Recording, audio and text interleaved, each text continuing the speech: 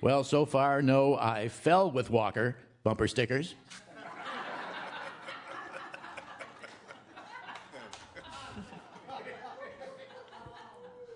Well, what do you know? Live from the Monona Terrace in Madison, Wisconsin, it's Michael Feldman's What Do You Know from Wisconsin Public Radio and PRI, Public Radio International. That's John Tulene on the piano, Jeff Hammond on bass, and I'm Stephanie Lee. In this hour of What Do You Know, we hoard some fun with Mess author Barry Yergrau, plus all the news that isn't, and the What Do You Know quiz. Support for What Do You Know is provided by PRI affiliate stations and the Corporation for Public Broadcasting. And now, the man who's not saying Pope Francis stole all his ideas, Michael Feldman. Oh, all right then. Please welcome to him.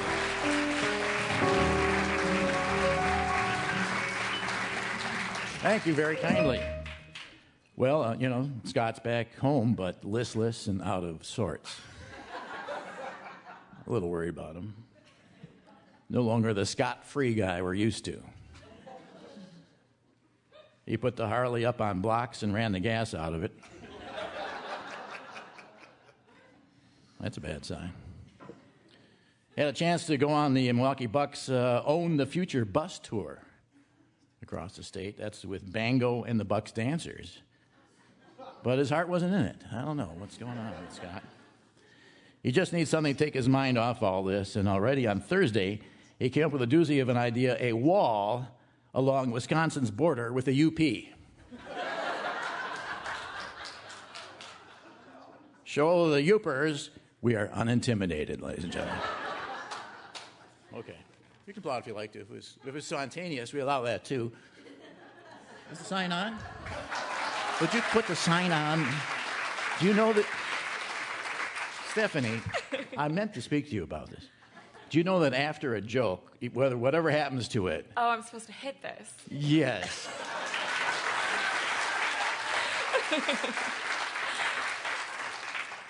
Okay, working now. Yeah, worked a lot better. Let me tell this all over again. Now, Scott put his Harley up on blocks. Okay, let's see. Pardon me. In other news, the super blood moon lunar eclipse means Johnny Manziel will start. Following the drug company's lead, aspirin is now $147.50 a tablet. And you're going to need two. Pope Francis speaks to the UN, but it's not the first time someone has pontificated at the UN. However, it is the first time it was justified because he is the pontiff, ladies and gentlemen. The pontiff and the POTUS, this fall on Fox. That'd be cool. I like them together. It's cool. You get two, different takes. Pontiff and the POTUS. I'm taping all of them if it comes on my DVR. Anyway, Pope Francis told the nations of the world a fleet of intergalactic spacecraft is coming this way, and we have 3 months to forget national differences and learn a little catechism. Okay. But he deviated from the speech. He didn't just read that. I was prepared in advance. And he said, and don't forget the pagan baby fund, whatever it is. The Pope also asked if anybody could use a sweet Syrian couple he acquired, because they're really overstaffed at the Vatican, and there's not much. They have the Swiss Guards and all doing most of that stuff. The Pope said the deal with Iran was a good thing, but that he would not be talking with the Lutherans. Too soon.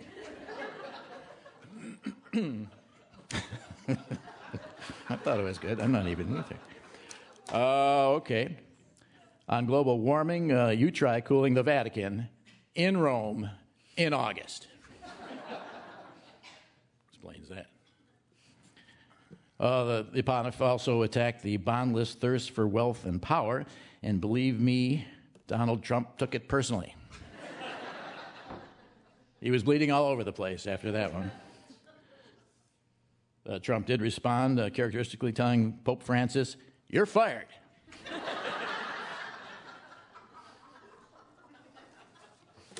All right. In response to Pope Francis' speech, the Lakers acquired Meta World Peace. That deserved a better response than that. Come on, how often is that going to line up? The Meta World Peace is hired. Don't you think, John? Run our test, yeah. Huh? He's Meta World Peace. Okay, I'll try it again then. In response to Pope Francis' speech, the Lakers acquired Meta World Peace, and John Boehner quit. So those are the only two.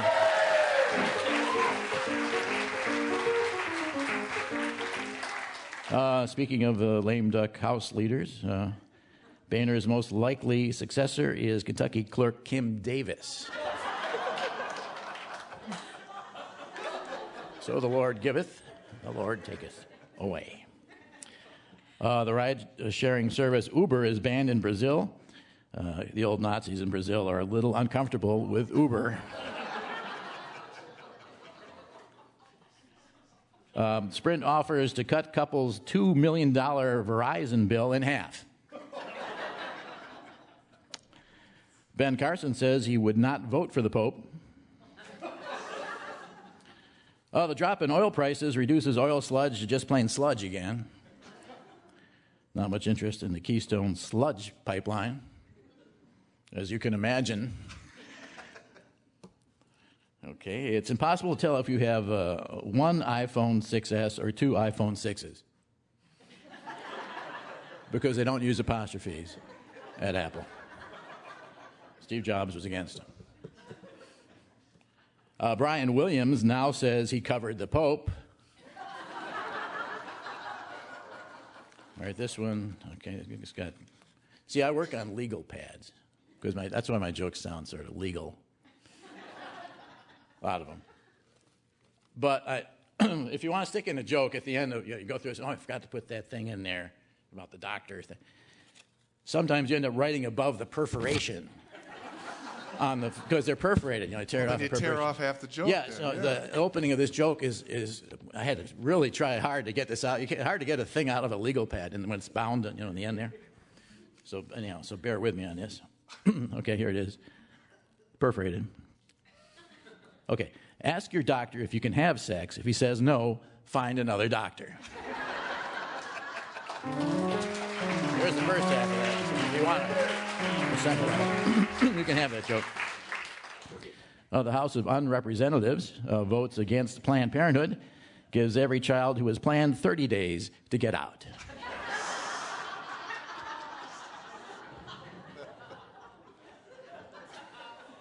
No Republicans on that list, by the way.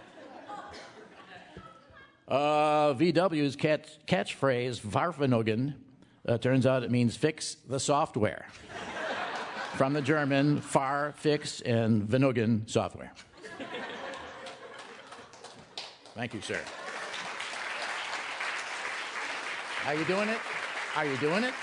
That's all them. No, but are you doing it? Did you remember what I told you? The only thing I've asked you to do. Thank you. You just got that joke. Huh? Okay. General Petraeus says he will not invite the next one into his room to see his classified documents. I don't know. Not for everyone, that joke. So far, all I've got for the Apple car is Gorilla Glass all around. So, still a work in progress.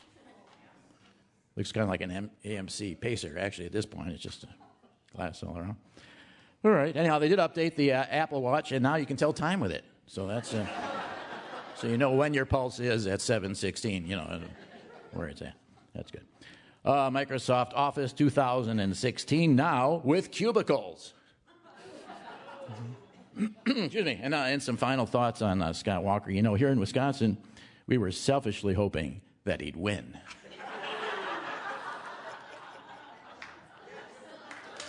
That's all the news that is, and thank you so much. Good night, good morning, and good afternoon, depending upon your time zone. And to all the ships at sea. And I got to stick this in somewhere because no one else would take it. So here are 9 questions to ask after Scott Walker's withdrawal. Okay, got the premise? 9 questions to ask after Scott. 9 questions to ask after Scott Walker's withdrawal. Number 1, you going to eat that? Number 2, does he get to keep the money? Number 3, gets late early, don't it? Number 4, Seahawks 0-2, 0-2, 0-2. Number 5, should put the Brewers to sleep, huh? 6, because he had like 20 million, right? 7 of the 9 questions after Scott Walker's withdrawal. 7, worst possible outcome, Hillary Carly, Nespa. 8, better to have a lot of poor friends than a few rich ones, eh? And 9, I mean, you always have the poor ones, right? 9 questions to ask after Scott Walker's withdrawal. Oh, come on, you don't have to do that. Are you? Come on, that was momentous. Oh, it was momentous, but the moment is gone. Mess. Barry Yergrow has a new book out called Mess, and it's really about hoarding and putting not just your house but yourself in order. And he's on with us right now from Queens. Hi, Barry. Are you in the apartment mentioned in the book? I am. You are? Yep. And looking around you now, what does it look like to you? What do you see? Well, to be honest with you, here's the honest thing, Mike. It actually is what I call functionally decluttered. But I had I was listening to your monologue, and I realized I should tell you that I've gotten rid of a lot of the stuff here, but I got this tremendous deal on these Scott Walker bobblehead dolls, Scott Walker for president. So now I have like 400 Scott Walker bobbleheads. I'll take them all. No, but here's the deal. Yeah. I'm trying to get them to form a union, and they refuse. So if I just say union to them, if I just go union, they all shrink back against the wall and try to get out of the apartment. So I could actually get rid of them by just saying union, and they'll all leave the apartment. We'll see if they march out of your Queens apartment. No, indeed. This is the one that you could not take your girlfriend to, even though it had been her apartment before, right? Right. Well, what happens, we have a little compound here. We have our own little Hyannis porter that isn't a dated reference. And she lives around the corner in her place, and I use her old place as my sort of writing studio, and I keep my stuff here. Yes. And in a few years ago, I'd say sometime in the late aughts, it got very, very messy. Yeah.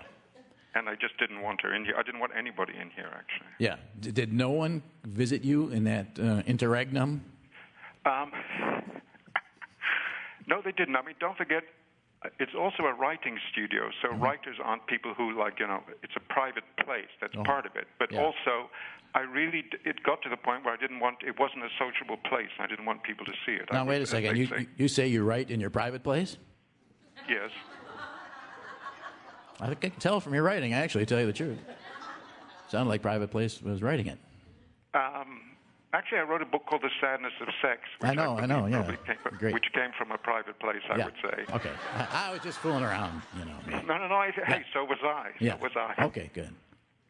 Should we continue to, or should we get serious here for a moment about it? Mike, let's go for it. Were you aware of having a psychiatric disorder? Excuse me? Well, it is now, isn't it? Isn't hoarding a psychiatric disorder, or is it not? Yeah, but don't forget, hoarding is like a condition which is, when it gets extreme, it becomes a quote-unquote psychiatric disorder. But the use of that term is, what isn't a I agree. Lots I agree. Of things but I was aware that I'd gotten into a real mess, and I was aware that I needed to do something. And my girlfriend tried to... one day showed up unexpectedly, and I wouldn't let her in. She had left her keys at her house. So she got a glimpse over my shoulder, and she said, you know what, whoa. She had no idea it was like this, actually, because I'm very fastidious when we travel a lot. Yeah, you are. So so she gave me an ultimatum and said, you need to clean up here and declutter not just this, but your life. And being a writer, I decided to turn it into a project. But why didn't you tell her to get lost? It's been good. But, and why? It obviously wasn't a problem for you, right? Now, because in the book there, I noticed that, and I don't mean you should have told that to her. I'm just saying, devil's advocate. But why is it any of her trouble? Well, no, why is it any of her business? And it wasn't a problem for you, and you are a writer, and you did say a wonderful thing in the book about you buy something and it becomes an art object, and you save it, right? Right. But what happened was that I also had gotten to that point where I was hanging on to like plastic grocery bags, Okay. so that my place looked like Okay. a tumbleweed set in a Roy Rogers movie. Roy Rogers, by the way, I discovered was something of a pack rat. No kidding. And I also had classically for this people in this situation, I had a lot of empty liquor store boxes that I was going to use when I was cleaning up my place, but never somehow got around. So the cleaning up equipment became part of what Yeah. needed to be cleaned up. The question is, did you empty the boxes yourself before using them? No, I brought. Yes, of course. And had merry old time. But when you say you didn't have a problem, I didn't have a problem with it. Why did I go ahead with it? I did have a problem with it. Okay. I mean, I knew I was in. All right. I mean, I'm not a guy who likes living among. I don't like living among mess. I like my objects, but I don't like living among mess. So there's a conflict there, another disorder. Yeah, there's a, You have a host of social disorders. Let's call them social disorders. Did you know that, though? Did you think you did? I mean, you didn't think you did, right? So maybe you didn't, is what I'm saying. Because you proceeded with your work and your writing, but you just had a lot of stuff around you. You know, it's like the George Carlin thing. Like, it's all about stuff. You know, your stuff is good, everybody else's stuff is crap.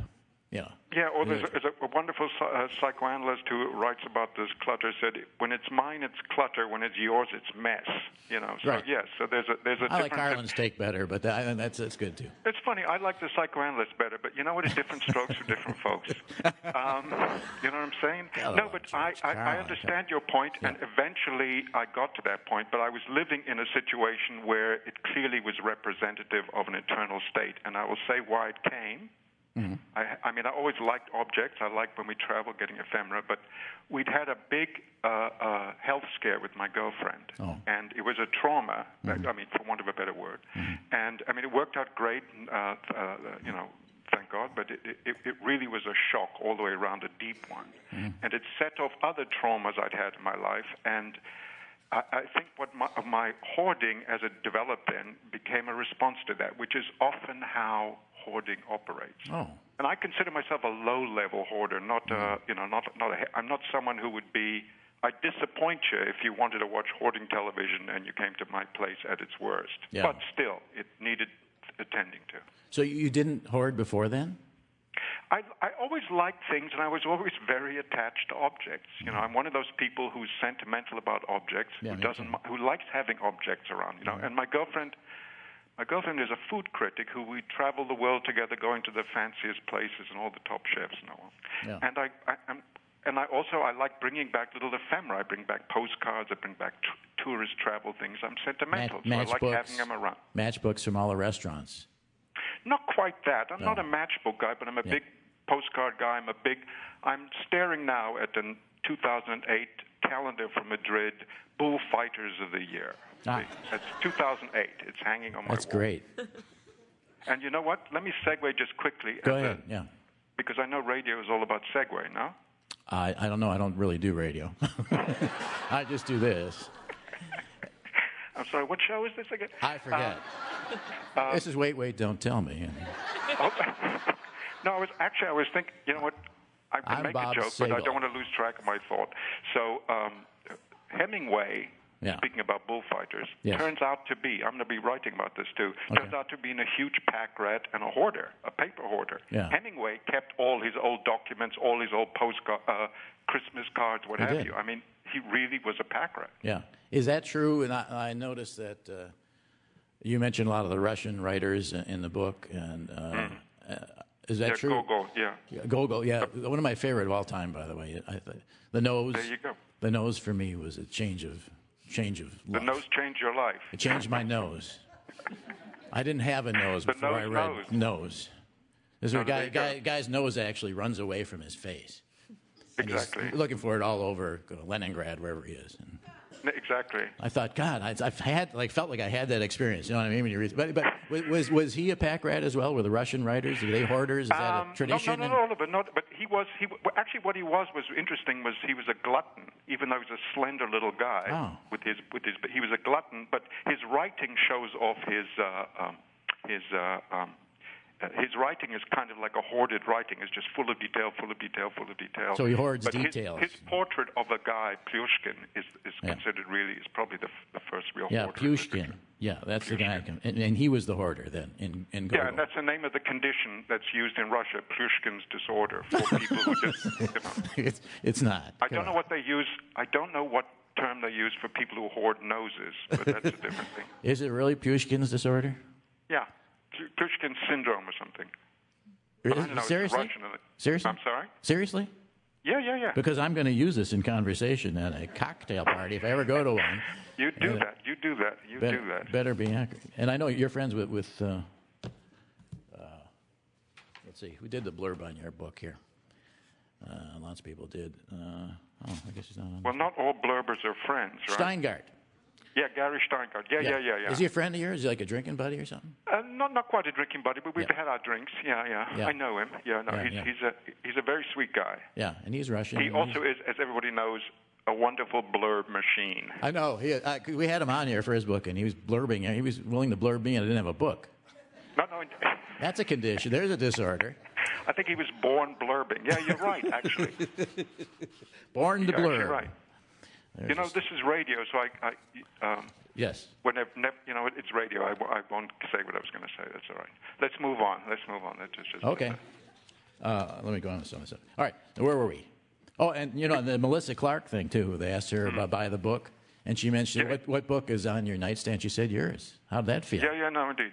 Yeah, she's lovely. She is a friend in the she's a food writer and my girlfriend's a chum of hers. What's nice about Melissa, who writes about food so much, is she's also was trained as in a writing program. She's a regular writer. Yeah. Not just no, she's great. Yeah. So you're aren't by you're on her bedstead there. She didn't say if she was reading it, but it's sitting there. Metaphorically, Mike. That's what I meant. What did you mean? I see you try to stir the pot, don't you? Well, she's a food writer, isn't she? Come on. You do want to peer in the door, don't you? You do want to see what's going on behind the. I want to be you, Barry, because you've got a lot of cool friends. But and your apartment's really cool, and you got a girlfriend who doesn't necessarily live with you all the time. That's only ideal. Well, I mean, we actually it reminded me of there's a great French story where a guy said his guys has a wife and a mistress, and the wife dies, and the people say, "Oh, great! Now you can be with your mistress all the time." And the guy said, "Yeah, but where will I spend my evenings?" I mean, that's kind of a French joke. I'm sorry we don't have a drummer here for a rim shot on that one, but yeah, a French drummer. Neither the French drummer. Let me segue to something else here. I want to do a segue here. Okay, clutter versus hoarding versus collecting.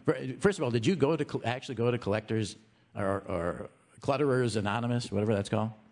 Yeah. But I mean, I went to for the project. I decided to explore the whole wider range, not just hopefully then use that wisdom back here. Mm-hmm. So I went to Clutterers Anonymous, it's a 12-step program for people who have clutter issues and hoarding issues. Yeah. I didn't quite relate to it, and part of the reason I didn't was because you couldn't comment, right? In AA or 12-step, you don't comment on other people. You let them test. They have their little valley, and then you have your little valley. But there are peer groups that they have now, and I really encourage anybody who has these serious issues, and I would say 2 to 3% of the country of the United States probably has hoarding issues, if not extreme clutter issues. Yeah. And I would say that going to a peer group where you meet with people and you can comment on other people, I mean, supportively, but it's incredibly poignant and touching experience. So that was very useful. And then, I went and visited. I went along with professional declutterers. I met this wonderful old, well-known, actually, salty old dude who was like this, you remember Red Adair, who fights oil fires, this roughneck? Well, he was that way about clutter. So, and my girlfriend wanted him to come in and help me declutter here. I said, there's no way I want some guy who thinks he's Red Adair to come into my little apartment and start monkeying with my postcards. Thank you. No. So, if you know what I mean. So, but then I went and hung out I went along on a hoarding job with him, and then I got to spend time in England with the UK's most extreme hoarder, a guy named Richard Wallace, and that was an experience. Yeah, what was that? What was that like? He lives in some of these hoarded places actually look like art installations. They're so extreme and so metaphorically suggestive. This guy, at his worst, the Channel 4 did a documentary, and it was shown here. And it was a gentle documentary, not like those freak shows on Hoarders TV. Yeah. And he lived in a house that was so piled high with newspapers that up to a foot under the ceiling, he had to belly crawl under his ceiling just to enter his house. And when I got there, he'd come about halfway, with the help of his neighbor named Andy Honey, a gardener. He had brought stuff down to, in most places, it was about shoulder level, but it was just, I've never seen anything like it. It was like being in an Alice in Wonderland environment. And the papers, were they collected for a reason? I mean, was there a reason? Yes, he thought of himself as a collector and an archivist. But the thing is this. Okay. Yeah, exactly. A lot of these people, a lot of people who hoard think they're collecting, and they have a certain sensitivity to objects and so on. So that the leading psychologist in hoarding, this guy, wonderful guy named Randy Frost, who I spent time with, he admires hoarders. He said they're almost like artists. The trouble is, to make art, you need to be able to edit, and hoarders can't edit. They just, resist editing. Well, that's interesting. But, yeah. Interesting point. And did he declutter this Richard? With the help of his gardener, who then has now become a professional declutterer, they both became sort of celebrities. I mean, what was weird was that the newspapers he kept were the Daily Mail, which is like the most rubbishy paper in the world, practically. Mm-hmm. So, it's a bit like hoarding the New York Post. It's like, why would you want to keep even one copy? You know what I mean? I mean, it's like, I mean, his plan was to scan it all into a computer eventually, but he didn't have a computer, So, and he couldn't find it. He probably had one, but he couldn't find it. As a matter of fact, you're absolutely right. You were there. I thought you sounded familiar, Mike. I had one here, but it's a Commodore, and it's under about 40 years. Yeah. Again, what? No, I would just imagine if that were me, I would have one, but I wouldn't be able to find it. That's all. Well, tell me this. I can see being it, because I save things that I think are significant. Lots of stuff I think they're significant. Travel with the show, whatever. Save a bunch of stuff.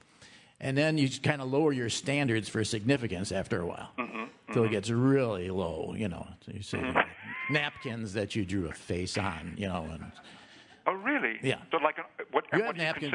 Don't you have a napkin thing, or didn't you have a napkin thing? Yes, but I'm a little more discriminating, although maybe not. I mean, I have napkins from Borges' favorite, cafe in Buenos Aires. I like to doesn't interest me.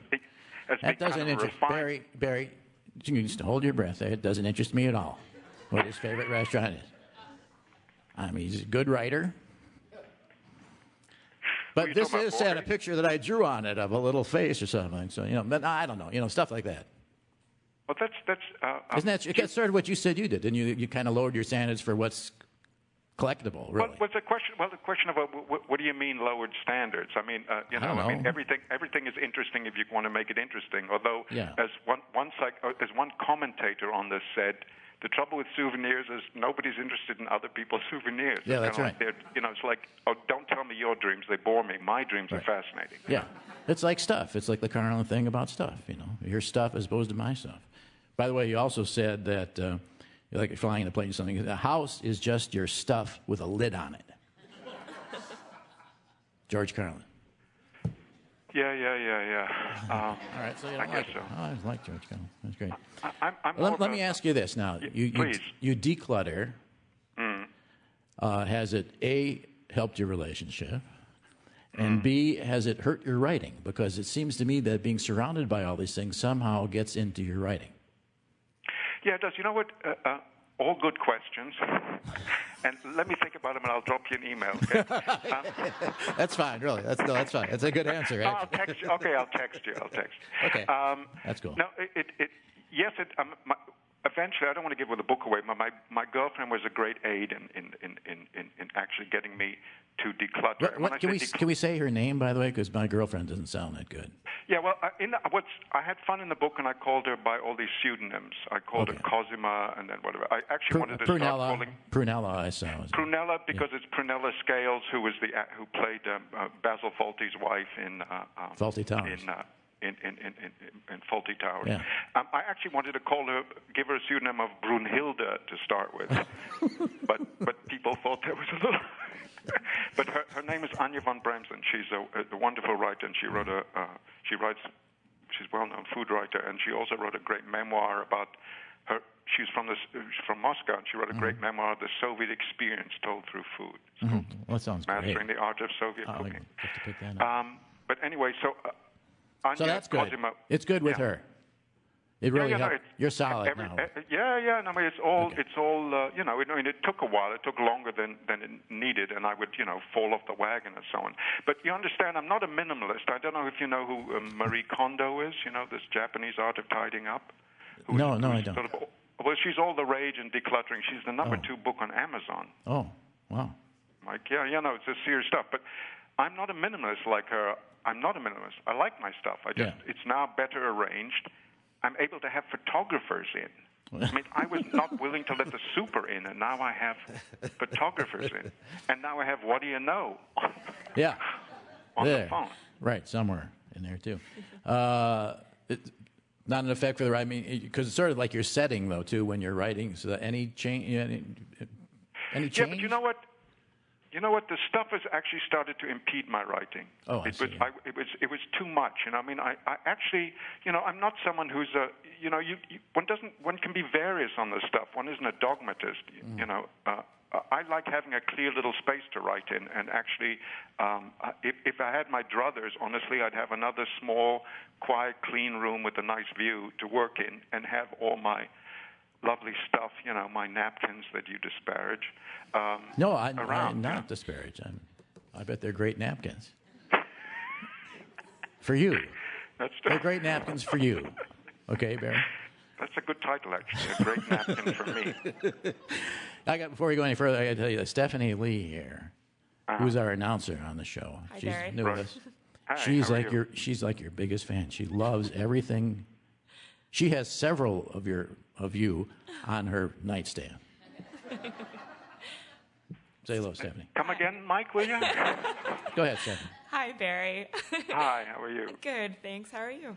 Tell them what you like. Well, I just wanted to say I really do love your writing. Your book, Wearing Dad's Head, is one of my favorites. One of my perennial favorites. I always read it when I'm home. So. Well, you know what? That's really, really sweet of you. And one of the challenges you can imagine is that when you write a memoir, I've never write nonfiction, so I'm used to being very confessional. But I mean, Wearing Dad's Head is totally autobiographical, but it's all disguised, right? It's all in a mask. Right. So now I'm sitting, and to write mess, I had to take away the mask, so it was a bit of a challenge. But I miss my fiction. I want to get back to it. I really love it. It warms the heart to hear you say that about Wearing Dad's Head. Well, I look forward to reading more of your fiction in the future. Great. I look forward to churning it out. Barry, I'm afraid we got to flee at this point. I want to say the book is called Mess. One man struggled to clean up his house and his act, and I want to say it's a really great pleasure talking with you. Mike, same here. Right. Barry Yergrow, ladies and gentlemen. From Queens.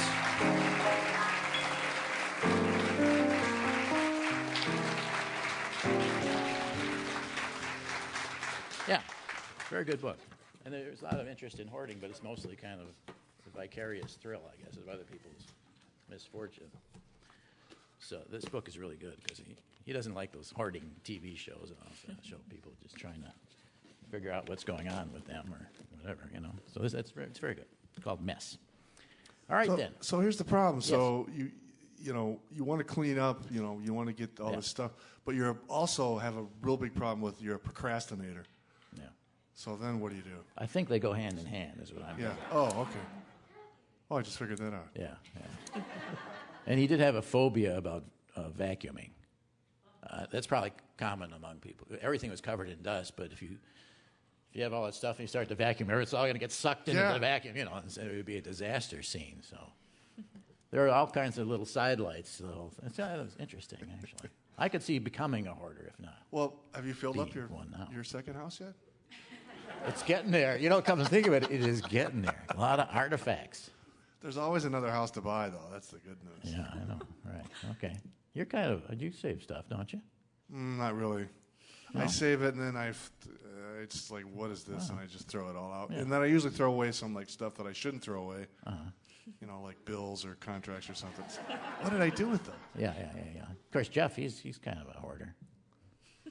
Jeff has a special room in his house. Jeff, you keep a lot of stuff in your special room, don't you? I have a room. Hey, you're saying you have a room, but it's not special? It's special. It's special. It's where I put everything. Put all your stuff, right? In the Carlin sense? Yeah. Okay, keep cool. The rest of the house clean. Yeah. Okay, put all your stuff in one room. Okay, that's good. Let's go on then. It's a little tune called Moment to Moment. Good one.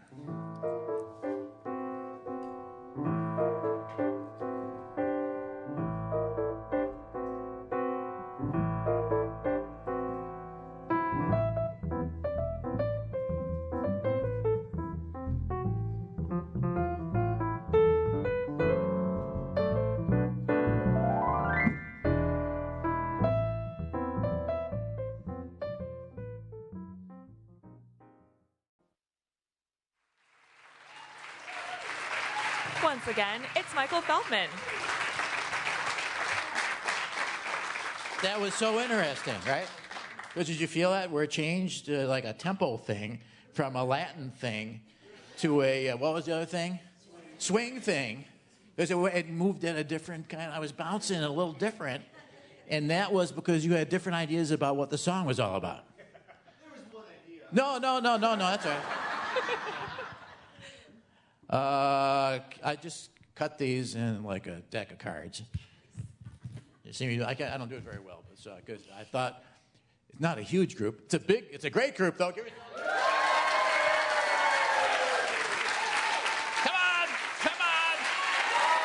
Give yourself a round of applause. That's you can't lose by saying that to an audience. The only thing I've learned probably. Give yourself a big round of applause. Always gets a good round of applause.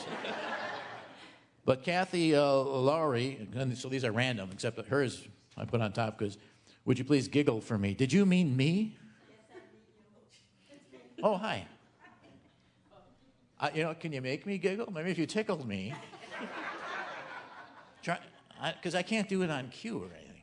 Well, it's just when I listen to the program, I love men with a sense of humor, and when you giggle, I giggle too.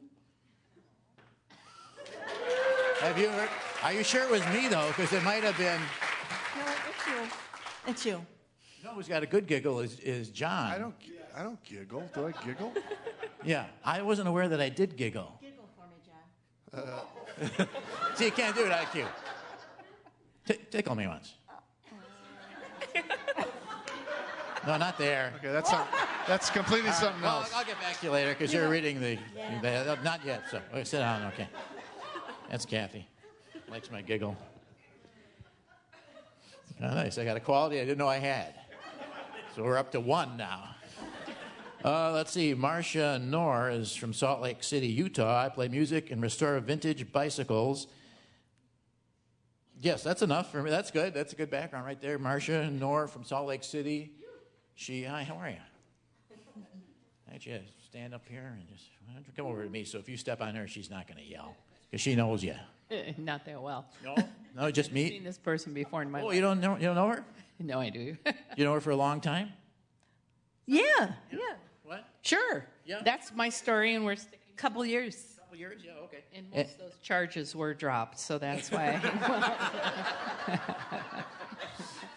They couldn't prove a thing. It's part of that witness protection program. Good. Yeah. So that they put you in Salt Lake City then after the witness protection? Yeah. I wanted. Before that. Oh, I grew up in Wisconsin. Oh, you did? Okay. Oh, I didn't say it right. Wisconsin. No, we don't say it that way. People who are not from here say it that way. Oh, I got you. Wisconsin. Where are they from? Mars? That worked. How are you? I am good. How about you? Good. And are you traveling around, or what are you doing? Well, we ended up coming back. I went to grad school here in Madison, and we ended up coming back and buying a house. No kidding. So we're snowbirds, except we left the snow in both equations. We go back for snow there and snow here, so. You're snowbirds who go for the snow? I guess, and I don't even ski. I have crummy knees. So What there is you that? What is the point of that? I've been doing a lot of self-reflecting here. I'm not really. Any sort of therapy or something? Because that's really a weird thing to actually go to the snow as a snowbird. That could be a problem, and I'm beginning to find that But out. you don't do outdoor sports, right? Well, I ride my bike. In the snow? They have bikes with studded tires now. They do it here in Madison all year round. They drive in car tires, you know. These guys who bike all year round in their Badger shorts and tees. Oh, baby, oh. Right. Okay, and what? Anything I can answer for you, Marcia, Nora? Yeah, I was wondering if Tide died, why am I still wearing it? If Ty died, why am I still wearing it? That's Marcia Knorr from Salt Lake City. Nice to meet you. Vote for Marcia Knorr. That was her. That was good.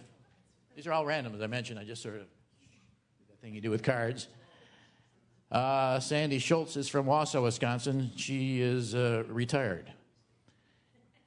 And unless it's male, Sandy Schultz. In which case he would be retired. But it's a female. Okay. She's retired. And she clowns at nursing homes, ladies and gentlemen. Nursing home. Okay, come on. Would you come on here? Come on down, Sandy Schultz. Just come on over here. Okay. Here I am. I'm at a nursing home. No, you got to stand. You're the clown. Clown for me. Okay. Now, if I were at a nursing home, I would have gloves on, and I would have a squeaker in my glove. And you'd lean forward, and I would go like this, and you would squeak. And then my clown that clowns with me has an oil can, and she fixes the squeak. Then I use my other hand without the squeaker, and thus you wouldn't squeak. So that's what I do. Okay, but I'm at a nursing home. I'm at a nursing home, and you do that to me. I hit you with my submarine punch, because that's my little joke. I come from below. You wouldn't even see it coming while you're actually doing something to my ear, and the other one's coming in for the kill with the oil can. And I, just not a tap, just a tap. I stop right here. Stop right here. That has not happened. No. And But you haven't had me in a nursing home yet. I have been told I am fat, and I have been told I'm beautiful at the same nursing home. The same person, probably. But He likes women with a certain, but the woman je ne sais quoi. 99. The woman was No, 90. thank you for what you do. It's very sweet, and I'm sorry. I hope you never get me in the nursing home, because I might. I hope I do. Thank you, dear. Thank you for doing that. Thank you for being you, Sandy Schultz from Wausau. Just don't get me in the nursing home. All right, so we'll get through more of these, possibly, at a later date. And, okay, let's see now. Yes, I need you again now. Kathy, it's Kathy, right? Yeah, come down here. We're going to play the What Do You Know quiz. This is a general knowledge quiz, nothing trivial about it. And in order to know who can and cannot participate, we have the 4 disclaimers read today by Kathy Lowry. All questions used on the What Do You Know have been painstakingly researched, although the answers have not. Ambiguous, misleading, or poorly worded questions are par for the course. Listeners who are sticklers for the truth should get their own shows. Must have sung Happy Birthday 100 times. Never paid a dime for it. Persons employed by the International House of Radio or its member stations are lucky to be working at all, let alone tying up the office phones trying to play the quiz. Listeners who have won recently should sit on their hands and let someone else have a chance for a change. All opinions expressed on What Do You Know are well-reasoned and insightful. Needless to say, they are not those of the International House of Radio, its member stations, or lackeys. Anyone who says otherwise is itching for a fight. Right, nicely done. Thank you so much. Don't take that. That's all. We don't pay here, so that's just for you. All right. Okay, then. So you say you want to play the What Do You Know quiz. Here's your big chance now to get into the quiz that made radio quizzes obsolete. That's right. Let's see the hands of those of you who want to play the What Do You Know quiz, or hold up whatever you want to play. Because youth is the future. And it's the past. How are you? Good, how are you? I'm good. You are? Ava. Ava? Yes. Around here, going to school here, or what? Well, I go to McFarland, which is like 15 minutes outside Madison. Oh, yeah. How do you get in here from McFarland? Is there a stagecoach yet, or not? No, take a car. Ava, give me one good reason you should play this quiz. Because I'm good at trivia. Good at trivia. I told you it's not trivia, Ava. Come on up here. Come on up. Have a seat there if you would. Going to McFarland, the fighting, what are they? Spartans. The Spartans, of course. We've played the Spartans because all my kids, both my daughters went to West. So occasionally ran into a Spartan. Mm-hmm. You play any sports out there? I play soccer and snowboarding. They have snowboarding there in McFarland? I didn't know it was that far north, McFarland. I thought it was south, actually. How are you? Good. Are you Good. in school right now? Are you enjoying this year of school? What year are you now? Freshman. You just went in Yeah. Just became a Spartan. Yeah. Before you were a Spartan, what were you, right next door? Isn't the middle school right next door to the Well, it's high like school? up the hill from it, so. But that was it? But yeah. That's kind of weird, isn't it? Yeah. So you moved like a half block. Yeah, to go pretty to high school. And it's a good year, freshman year. Yeah, Mm-hmm. cool. Got in. Did you make the soccer team, or did you try out for that, or how does that work? Well, that's in the spring, so I'm playing on a club team right now. Club team, cool. Going well. Mm-hmm. Yeah, and studies. Yeah. Anything you like? History. Cool. I always ask my daughter. She's coming from school. I said, "How was school?" And she always say, "School." Never anything else. And still, she's in college now. So, how was college? College. So it's nice to hear actually what's going on. You like history? Is it U.S. history or world history? Or Yeah, it's like 9th grade history, so. 9th grade basically. history. Yeah, I mean. The history of the 9th grade. 9th grade throughout history.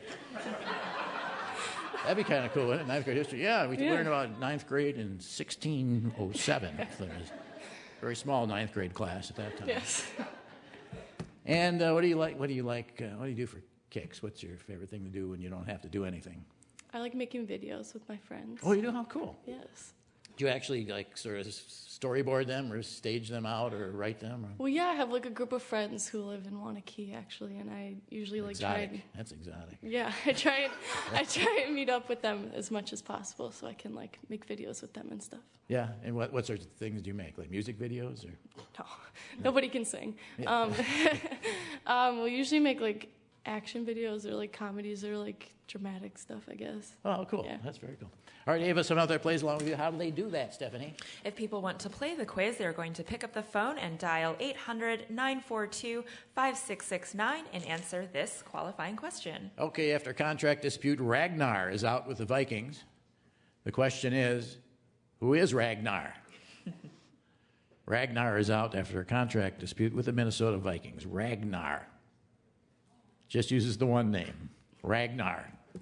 He's out. Who is he? Or who was he? He still is, I guess, but he's not with the Vikings anymore. Contract. Money. Ragnar, the great Ragnar, is out. John's in Cleveland. You know Ragnar, John? I do not. Is he the quarterback? No. Probably should be, but he ain't. Thanks, John. Okay. Thank you. Bye. Tom's in Green Bay. Tom, you know Ragnar? He's a mascot. Okay, so he's the guy with the horns and the motorcycle? Yes. Okay, that's right, Ragnar. Congratulations, Tom. You're playing the quiz here. Ragnar. What's he going to do now? He's got those horns. You got a helmet with horns on it and a motorcycle and furry vests and things. What's he going to do for a living? How are you, Tom? Good. What's going on? What are you doing up there in Green Bay? What's your weekend like? Waiting for the grass to dry so I can cut it. Oh, good. That's perfect. That should get you through to Monday, I think. Yeah. Good man. Tom, this is Ava. She's your partner here. She's probably as smart as she's ever going to be right now. That age. Say hello, Tom. Hi. Ava. Hi, Ava. Hi. Okay, good. Very nice. All right, so now we have various categories, don't we, Stephanie? We do. The categories are current events, people, places, things you should have learned in school had you been paying attention, science, and odds and ends. Okay, Tom, you pick the first one. What would you like? How about science? Science it is. What was that? Someone sneeze on science? We emit clouds of one of the following wherever we go. We emit clouds of A, microbes, B, skin fibers, or skin flakes, or C, gas. Wherever we go. The answer may vary on this one according to the individual. Talk it over, Ava and Tom. We emit clouds of what? Microbes, skin flakes, or gas, wherever we go. Ava, I'd say skin flakes. I think that sounds like a good answer. I was going to say microbes, but I was. You were going to say microbes? I Why was don't horrible at science, so I mean. No, if you were going to say microbes, I think you should. Are you like sliding the answer under the table now or something? No. I'm just saying you should go with you because you're a smart individual. You have good instincts. Well, maybe he's like a science teacher. You don't know. Well, I know the dogs track skin flakes, but I think microbes. Microbes is right. Yes. All right. And skin flakes too, but microbes is a much. That's one right, and the Classier remaining answer. categories are current events, people, places, things you should have learned in school, or odds and ends. Ava? Let's go with things you should have learned in school. Okay, let's see. Because I'm in it. This might have to be our last one. All right. What do you call a mathematical operation that determines how many times a number called the base is multiplied by itself to reach another number? Can you repeat the question, please? Yes, here's the question. What do you call a logarithm? I guess I'd go with logarithm. Yeah, do you call it a logarithm? Oh, yeah, okay. I guess I gave it away. Holy cow, they won the quiz. Ava, add life to your school notebook with a tin of emergency googly eyes, 20 pairs in 4 different sizes with stick-on adhesive to make just about anything better from Archie McPhee. Tom, you've won Steep and Brew's Breakfast Blend Coffee for a lively and satisfying way to start the day and relax in the afternoon with smooth and tasty Costa Rican terrazzo from Madison Steep and Brew Coffee. Coffee done right. And each of you can bear witness to 30 years of priceless radio comedy wearing the XXX Whad'ya Know t-shirt. Not much since 1985. And after the candidates debates, play Whad'ya Know the party game, including cards, contestants, questions, and the still unintimidated Michael Feldman bobblehead from Out of the Box Publishing, available exclusively at notmuch.com. Congratulations to both of you. Thanks, Ava. Use that unicorn wisely there. Finger unicorn. She won also. Join us for upcoming Tom, hang on, make sure you broadcasts get of that. Whad'ya Know here at Monona Terrace. Feature guests include Salon.com columnist David Sirota, humorist Patty Marks, and more. Information on guests and show dates are available at notmuch.com. Celebrate 30 years of fun with your very own Whad'ya Know XXX anniversary t-shirt. It's available now online at notmuch.com. While you're there, you can check out Michael's books, the Whad'ya Know take-home board game, and much, much more. It's all available at notmuch.com. Michael Feldman's Whad'ya Know is produced by Wisconsin Public Radio for PRI, Public Radio International. Michael Feldman, producer international. This is PRI, Public Radio International. She's going for the world record in arm waving. We got a sign here. Just flash it. Flash the sign. That usually gets it. Yeah, flash it. See, that works. It's psychology. I learned this over years and years. Okay. Wait a minute. We're still on, aren't we? Again. Come on. I can't wave my arm much longer. Okay. Is that it? We can keep going a little longer. See, we started a little soon on the credits there. That's all right. But we have this time, and at least we're together. That's true. So, okay. All right. All right, how about a round of applause then for the band? Aren't they doing a great job? What about those guys? John Tooling, Jen Hammond on the bass. I can't say enough about them. Come on, come on, come on. Down a little further. Now on this side. A wave. Let's do the wave while you're applauding. Wave while you're applauding. been done. Never been done.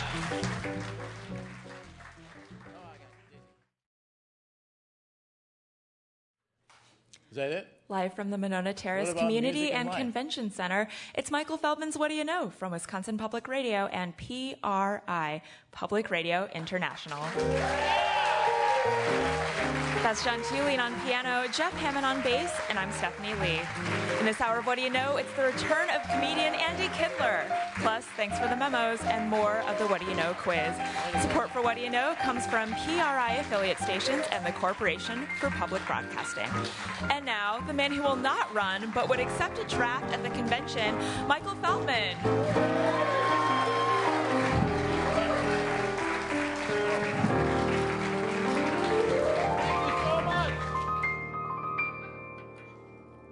Thank you, Madison. I always wanted to say that, and I never really had an opportunity to say that. But thank you for that. Well, you said it in Cleveland one time, and that was kind of embarrassing. I said thank you, Madison, in Cleveland. Yeah, I was thinking about Madison when I was in Cleveland. So what can you say? Well, you know, each week at this time we read actual memos sent in by actual listeners. That's right. It's time for thanks for the memos. All right, here's a little one here. Okay. This goes out to everybody with all the it's a boot camp for new managers. And they're asking all the trainees, this is the email they received. It says, to conserve paper, we are asking participants to print the manuals before the class starts. There's a place you want to work for right off the bat. And then there's this one here. From, I can't say where it's from, Charleston. Halloween coming up again. We get all kinds of memos related to Halloween and the practice of and various things, but never one like this. Colleagues, a reminder. The office is permitted to decorate for Halloween. However, you are prohibited from using decorations that depict spiders or could be interpreted as a spider or suggest the presence of spiders. This includes spider web, Spider-Man, etc. This prohibition extends to the entirety of the office, including any private offices. The use of such decorations will be considered an act of insubordination. I do not want to be or intend to be harsh. However, I have been challenged in the past, and I am simply not up to the challenge this year. If you violate the rule, you'll be reprimanded, respectively, boss man. There you have it. No spiders for Halloween in this repressive office environment. I don't even, this apparently is real. Might be apocryphal. Okay, I got to read this. Ambulatory Surgery Center Director, wanted, from the classified. We'll work around the word. This, someone sent this from me, and apparently it's true. There's a clinic. It says, Ambulatory Surgery Center Director, experienced recovery room RN needed to oversee daily functions of our ambulatory surgery center. This is an excellent opportunity to work with a great group of nurses and a-holes. Not the word used. Previous experience with endoscopy and gastroenterology, a must. Okay, there you have it. So someone sent me that, and apparently someone who is doing the classifieds for this center was working their last day at that time. Okay, and then all the news that is around here, because the isn't never works for me. This is the real stuff. This is the real stuff, and it's from around here. This here. The Girls on the Run Eau Claire chapter has expanded into Chippewa County and is changing its name to Girls on the Run of the Chippewa Valley. Okay, things are a little slow right now in the Eau Claire region. This is good, though. It's Winona, Minnesota. But what the heck? It's just a border. It doesn't mean a thing. And there's a river runs through it. Winona. They say Winona, don't they, up in Minnesota? They say Winona? Okay. We say Winona here? No, we don't say it anywhere, do we? Okay. Winona County man out looking for his cat Sunday evening was slapped with a disorderly conduct charge after he got into a dispute with a bicyclist and struck him with his cane. The bicyclist was cited with the same charge after the dispute. Not with a cane, I presume. So not the same charge. Which, when it was all said and done, lasted for 2 miles from where it began, according to the Sheriff's Department. Glenn Michael Gertis, 80, of La Crescent, was driving on County Road 16 about 6:15 p.m., apparently in search of a missing cat, when he nearly struck Harry Andrew Hotch, 50, also of La Crescent, who was riding his bicycle on the road, according to the department. Hotch was biking to La Crescent along the paved road close to the shoulder when he saw a vehicle coming toward him and crossed the center line. Afraid that the car was going to hit him, he yelled out, and Gertis swerved and went past him, at which point Hawk offered a hand gesture in response. I'm assuming it wasn't applause. Gertis admitted to crossing the center line according to the department. Hawk continued to pedal down the road, at which point Gertis slowed down and yelled something to him according to the department. The two began to argue about what had happened. At one point, Gertis grabbed his cane, exited his vehicle, and struck Hawk on the head with his cane, according to the department. At that point, Hawk pushed Gertis down several times. Well, he got up. That means he got up several times. That's good for a man his age. And pedaled away, but Gertis pursued him in his car and nearly hit him a second time, according to the department. Gertis then left the scene, picked up a passenger, and returned to find Hawk.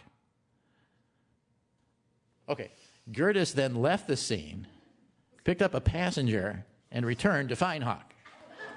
Hawk proceeded to damage the side view mirrors of Gertis's vehicle, as well as the windshield wiper, and threw a rock at the vehicle, according to the department. So it starts to get out of hand at this point. The passenger in the vehicle exited and told him to stop, and a nearby resident called law enforcement. Gertis and Hawk were each cited with disorderly contact. The department wasn't able to discern whether Gertis had been searching for a cat or whether he had located the cat. So that's a good one. That's good news. That's all the news that is, and thank you for your indulgence. Where can they send all those, anything? Send anything.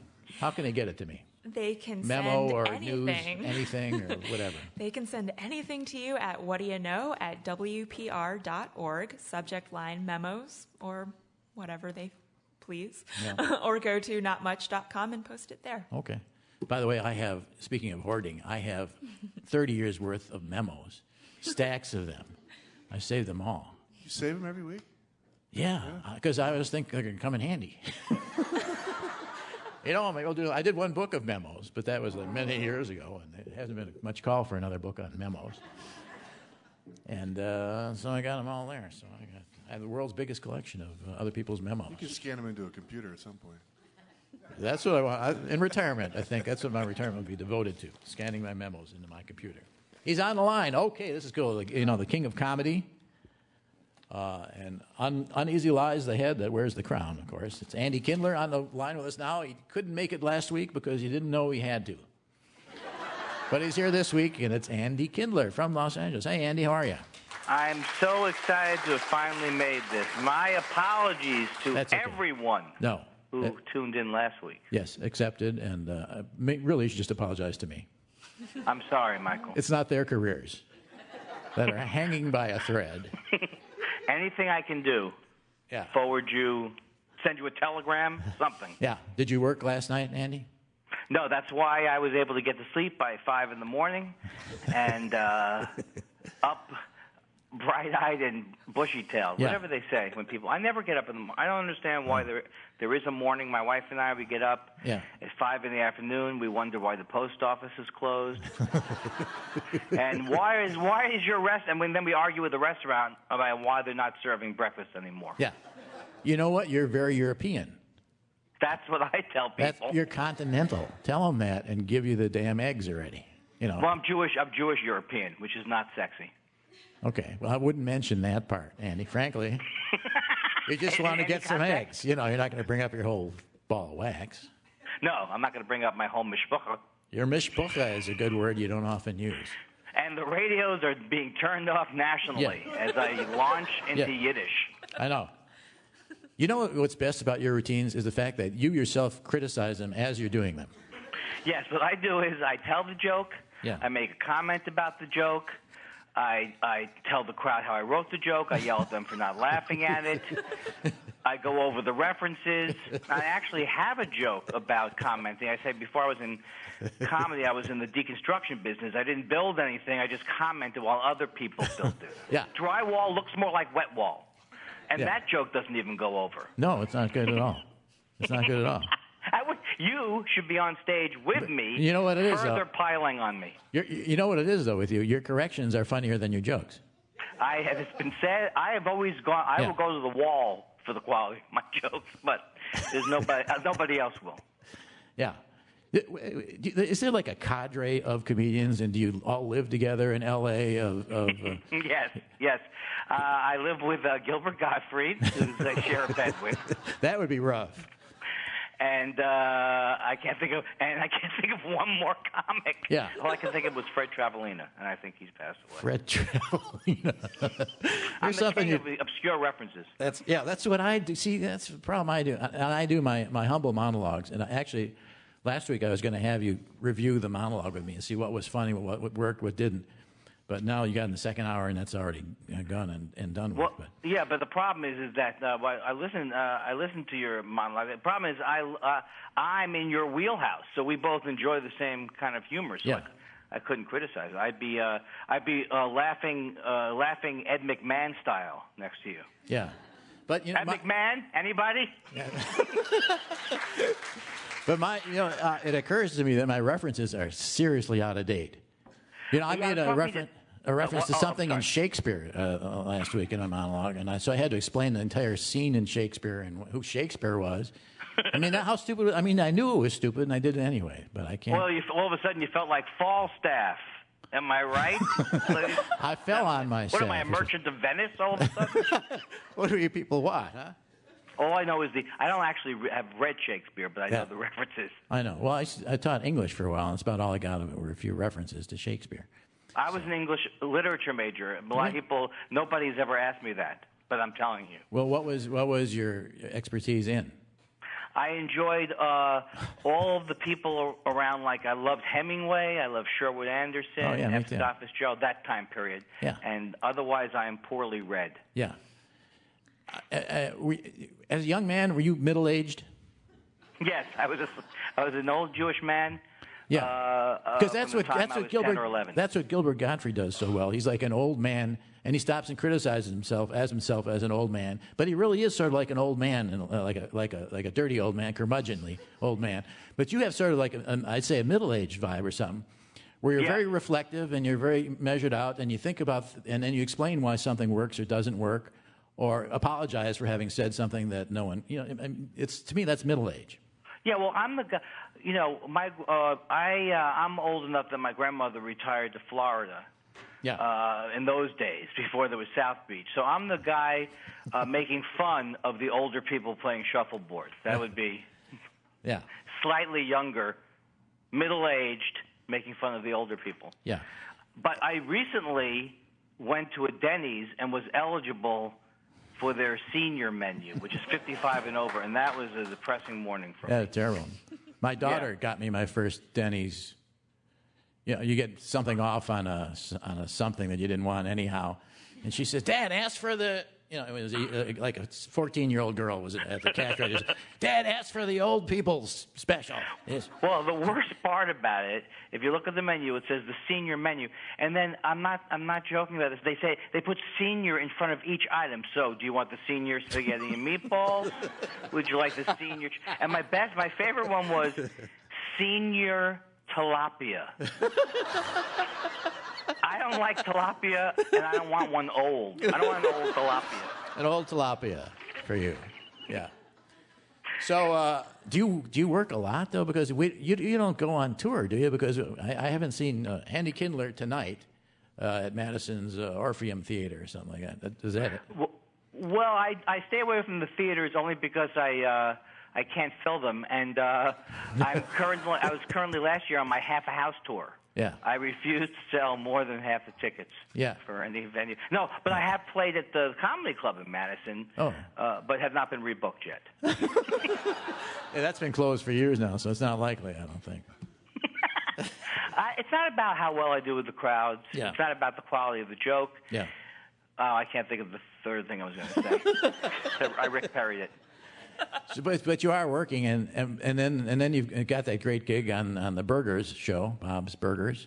I am the voice of Mort. I used to tell people I'm a recurring character, but then I said to myself, why am I putting out negativity? Just tell them I'm the voice of Mort. I don't have to tell them how many episodes I'm contracted for. Yeah. Yeah, I'm the voice of Mort, who runs the mortuary next door. I'm saying it like it's an actual real thing. Yeah. Okay. It's a cartoon. Yeah. We have the crowd's going wild. We have the memory of me doing Mort. Well, we had a clip from it last week, but I don't think we have it this week. Oh, wait a minute. Here it is. We got it. But most of the time, what I find is lots and lots of tumors.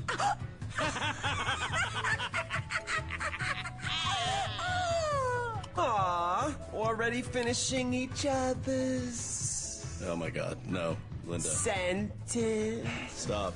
Sentences. Okay. There's a clip from it. Now, what was that all? Lots and lots of tumors? Is that what you said? Well, this is the greatest, this is one of the greatest experiences. I'm guilty of hyperbole, but luckily there's no sentencing. But I got to be do a scene with Amy Sedaris, who's one of my heroes. She's so hilarious. She's great. And she played a mortician, and we were dating. Oh. So we were just comparing all the hilarious things that we found inside of dead bodies. Yeah. Lots and lots of tumors. It's a cartoon. Tell the people, please calm It's a cartoon, down. It's yeah. a cartoon. It's not. People don't actually die in real life. No, it's not. It's not for everyone. Sort of cartoon. It's like an Adult Swim kind of cartoon. Exactly. Yeah, that's good. Oh, I thought you meant death isn't for everyone. No, that unfortunately is for everyone. No, let's not dwell. I'm the kind of comic who would say that, and would get a bad response about death, and then I would talk about death for 5 more hours. Yeah. And talk about every one of my relatives who has died, but still manages to annoy me in the afterlife.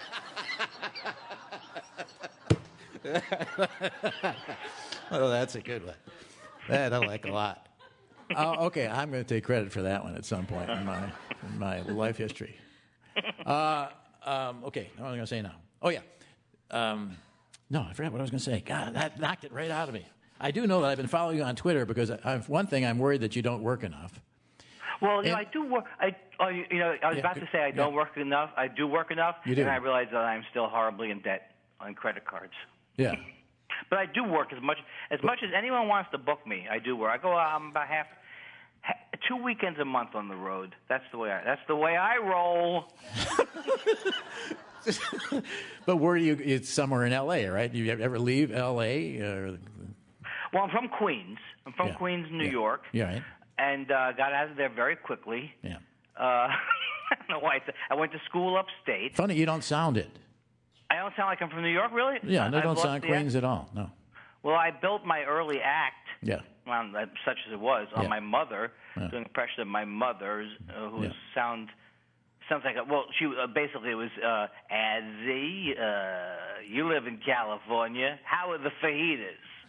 So that's basically how people in Queens sound. But I don't sound that way, and neither does my mom. It's a lie.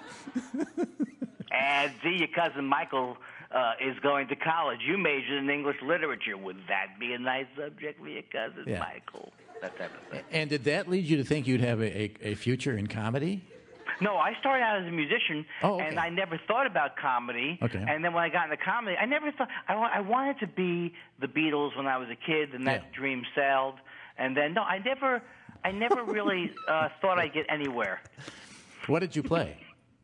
I played as a young man, I played violin, and I hated that immediately. And it took me 8 more years to stop playing because I transferred my violin teacher into another parental figure who was disapproving, and I don't like confrontation, didn't want to disappoint her.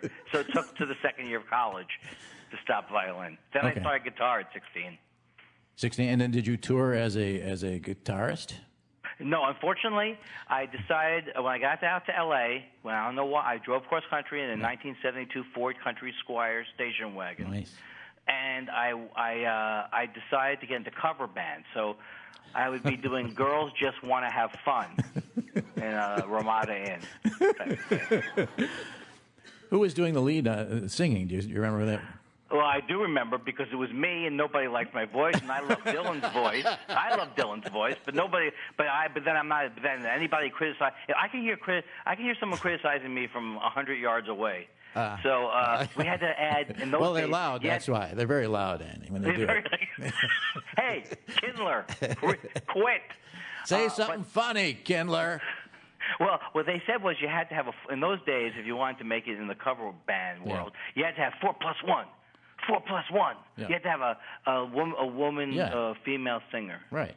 So we had that. We were a very, very boring band, and the way I got, and this is actually true, the way I got into, not the way I got into comedy, but one night the crowd hated us because they thought we were a heavy metal band, and I started to kibitz with them, and the club owner passed up a note, and the note said, "Cut the chatter." That's a true story. And that propelled you into the business. That rebuke. It took me 4 more years. It took me 4 years, but I stumbled in. A friend of mine, Bill is his name, he encouraged me to do it. So I started in a duo, which I recommend to anybody because starting stand-up, people say, is it as frightening as it looks? It is more frightening than it looks when you start. No. Because I saw I'm frightened now, Michael. I know. Well, it's the start and the end. This is the end, actually. So the start is frightening. But is this my life? This is your life, Andy Kindler. We have a washing machine for you, and this is all over. And of course, half the people don't get. Oh, that's Queen for a Day. No, I'm sorry, that's Queen for a Day. I think you're your Queen for a Day. Queen for a Day. Queens from a day. Queens from day one. Queens from day one for you. Andy, wait a second. God, there's so many things I got to think of, and then you keep coming up with stuff. This is really throwing me off my game here, totally. Well, so anyhow, I have ADD. What? I have ADD. I don't know if you do, but my mind goes blank every 7 No, seconds. because I was before ADD. Half the things I have now I was before all of them, so I really have no problems whatsoever. I have no. You were a pioneer. I have no social diseases or disorders because they didn't exist. You were the first person to forget what they were saying. I do that more and more. I don't think it's an age thing. I think I've always done that. Okay, so I've been following your Twitter stuff because from this standpoint, it's hard to get an idea of what your stand-up would be like at this point in history unless you live in one of those places where you go to on 2 weekends a month somewhere. Right. You know, is it Wyoming or something? I mean, where do you go? North Dakota or someplace? No, I've been to. I can't get into North Dakota, but I can get into South Dakota. I do a gig by Mount Rushmore that is very well attended. Yeah. Do you reference the monument? Yes. Hey! I can't think of one person who's on it. Is Lincoln on it? Hey, Lincoln! You're a little stiff tonight. That kills them out there. It does kill them. It's like, what are you people, granite? Yeah. Yeah, see, now we're getting some Kindlerisms. Well, my stand-up is not like my, thank God. Well, some people would say thank God. On Twitter, I've decided to be myself and not necessarily be funny all the time, which I think, and so I give my opinions, which people don't a lot of times enjoy, but I don't usually do that when I come to a club. No, you don't really reveal yourself or your own opinions? No, I do, but it's more about, I say stuff like, Jay Leno has a car that runs on the energy of all the people's dreams that he's crushed. It's that kind of comedy. That's good. And see, it's not for everybody, but it was good. Yeah, but a lot of people, enjoy. So I do talk about other comedians. I know. I make fun of them. Yes. But I don't do as much stuff about politics in the club. In fact, you do that mammoth thing, epic thing every year where you actually. The whole thing's about criticizing other comedians, taking apart their acts and what annoys you with what they're doing, right? Yes, it's Juste pour rire. The what? It's a Just for Laughs festival. Every time I speak French, it's bad. No. It's in Montreal, Canada, and it just started out as I'd written an article on National Lampoon called The Hack Comics Handbook, and it was when there's that big comedy boom that annoyed everybody. So from that article, I did a demonstration in Montreal, and I just started giving a speech every year called The State of the Industry, and I just gave my 19th speech. 19th year. Yeah, amazing. And by the way, check it out if you haven't heard one of these. They're great. But, I mean, have you heard back from Seinfeld as you took apart his entire career, basically? Well, Seinfeld, I think, is weird about it. I'm a huge fan of the show Seinfeld. I still watch the reruns all the time. Sure. But no, I didn't. But I spoke to somebody who said that the Seinfeld did find out about this thing I said, but that was only because I was lucky enough to have an article written about me in the New York Times in the same weekend as the speech. Otherwise, Seinfeld, that's the only way he heard about me, was reading the Times. Yeah. And what was the thing that you mentioned about Seinfeld? Something that was patently false that he was making, that he was riffing on. Yes, because the thing that bothered me was that Seinfeld went on some sports talk show, and he said he started to complain about how college kids today are so PC. But he starts out by saying, "No, I don't play colleges, but people have told me." And then there's this whole national thing, all these comics saying, too PC at the colleges. But he's never played a college. Jerry Seinfeld does not play colleges, does not want to play a college. He does not want to leave his literal ivory tower that overlooks Central Park. He has $1 billion in the bank. It's actually made out of ivory? Is that what you're saying? It is made out of ivory. and the point I'm saying is, like, if you want to talk about the way kids are at college, well, talk about it from experience. Don't talk about it because somebody told you. And so I was just getting all worked up about how people were listening to Jerry Seinfeld, and Chris Rock, too, who also doesn't play colleges. Yeah. So he said I was the same sticking thing up for the kids. Chris Rock said the same thing? He said that he doesn't play colleges either. Because they're too PC? Too PC. That's the theory. And first of all, colleges have never been the hotbed of hot comedy necessarily. They book them differently. And I just think it was just people want to think. See, here's the thing: like someone like Bill Maher, who says terrible things about people, he wants to complain that we're too PC, so you won't make fun of him. So that the people who scream the loudest about it being too PC are the people who say the worst things. Yeah. And Woody Allen used to say, well, he doesn't play colleges because the laughs are too easy when you're high, you know. Well, that's true. And so to me, that's more authentic, really, than... Yeah, and that's not... Well, also, I used to think that colleges were going to be like in the movie Annie Hall, where he goes, stick around, the second show is completely different, he says to Diane Keaton. Yeah. But that wasn't a documentary. No, that wasn't a documentary. Okay, so then that and Jimmy Fallon. I did appreciate your remarks on Jimmy Fallon, who I find unbearable, frankly. People say, "Oh, you're just jealous because he's Italian." And yes, I am jealous, but I don't. That argument does not hold water. Where they every time, when you have an opinion, they say to me online all the time that I'm jealous. Yes, it's a given that I have envy and jealousy. Yeah, but that doesn't mean that what I'm saying isn't true. No, it could possibly be true. Well, what's your take on Jimmy Fallon? Well, everything is so great. It's great. So here's my impression of him interviewing Stalin. Okay. Stalin, thanks for coming on the show. So great. I love your work. Stalin, so great. I heard you killed 30 million people. That's crazy. Would you like to play charades? After these messages, Jimmy will play hangman with a person who's actually hung a man. Oh, yeah, late night television. Of course, I'm prejudiced towards Letterman. I love that Letterman was grouchy on TV. I go watch TV to see someone be themselves, not to see, but I guess I'm in the minority. Yeah. People want to just be entertained at. Oh, I thought there was an end to that sentence. At. Was there a direct object following the at, usually? I thought, well, no, look, let's not get into prepositions. Yeah. How's your brother doing at Morgan Stanley? My brother is doing way better than me. Yeah. And my brother, he goes on these shows like on CNBC, and he actually he talks, and he's really good on those shows. Yeah, he's very bright. Does he use Kindler, or do you have to drop that? Drop the Kindler? Yeah. Why? Because he doesn't want to be associated with me. I think it was a routine or something, you know. Kindler on the economy. Kindler on the economy. Well, when that Schindler's movie came out, everybody was saying Kindler's List to me till I had to leave the country for several years. They said, "Have you thought about Kindler's List?" Yeah. Yes, I have thought about it. You know what, though? Kindler's List would have been a lot shorter. Almost nobody on Kindler's list. That's the difference. The rest of you are on your own. Yeah, that's right. I would want to save nobody. Yeah, that's not right. Let's not portray me as a Nazi. Also, I compare. The other thing I do is I Nazi compare. references are always good. I do that all the time. Always. I'm anti-Godwin. I think Godwin has ruined everything should be compared to Hitler. Because then you really get to know, you see an image, and you get the comparison immediately. Very important to throw Hitler around. Yeah, I said Bill Maher's like Hitler, except Hitler didn't laugh after every one of his jokes.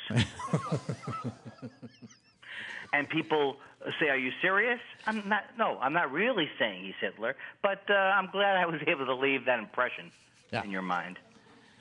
Oh, Have I brought everybody down? There's so much Hitler to is say no longer alive, folks. Yeah, He's been defeated. I did do what did I do today? A joke on Uber in Brazil.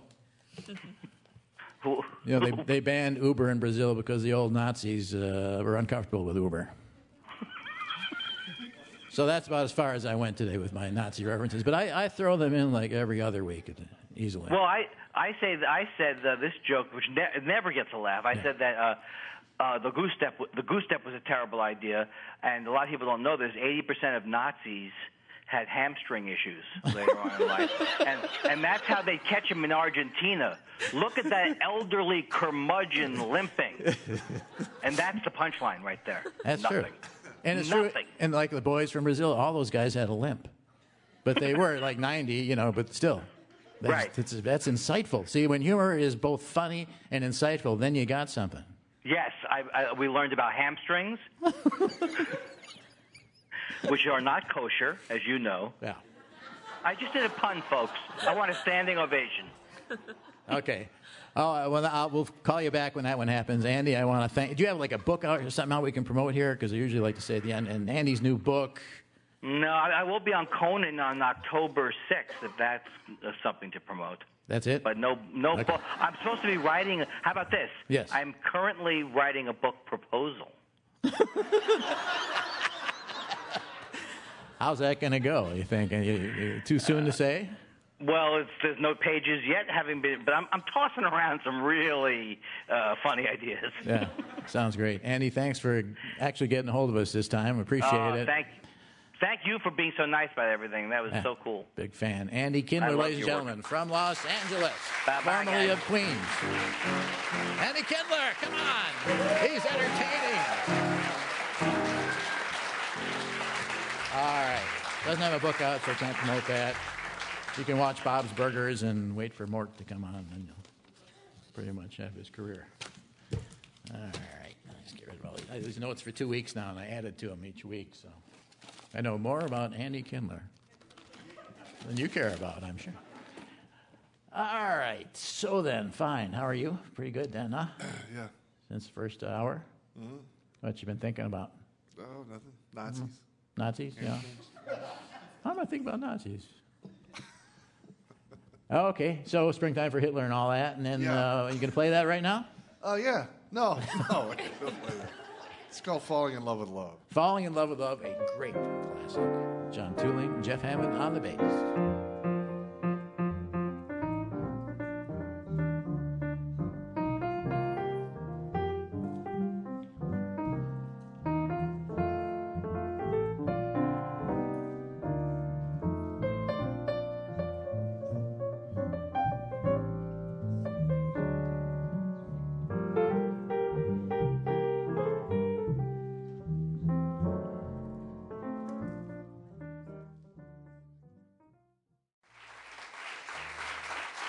Ladies and gentlemen, once again, Michael Feldman.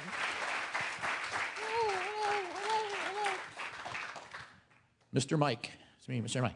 You're the mic. That's a great song. Thank you. Great song. Falling in Love with Love is whose song?